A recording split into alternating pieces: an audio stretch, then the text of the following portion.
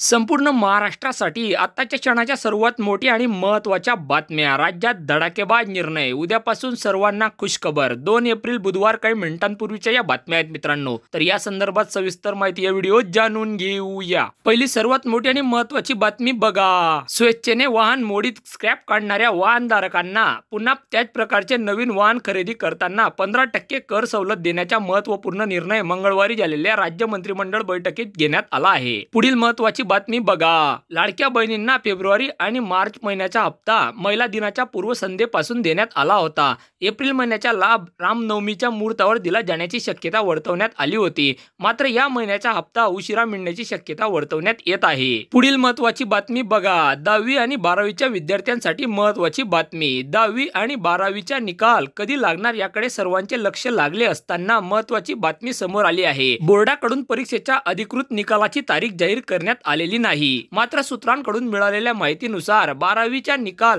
मे महिन्याच्या पहिल्या आठवड्यात जाहीर होऊ शकतो, तर 10वीचा निकाल त्यानंतर 10 दिवसात जाहीर केला जाईल अशी शक्यता वर्तवण्यात आली आहे. त्यानंतर पुढील महत्त्वाची बातमी बघा. बजेट 2025 नुसार करदात्यांसाठी खुशखबर. आता 4 लाख उत्पन्नापर्यंत कर नाही. नवीन कर व्यवस्थेअंतर्गत करमुक्त उत्पादनाची मर्यादा 3 लाख रुपये वरून 4 लाख रुपये केली गेली आहे.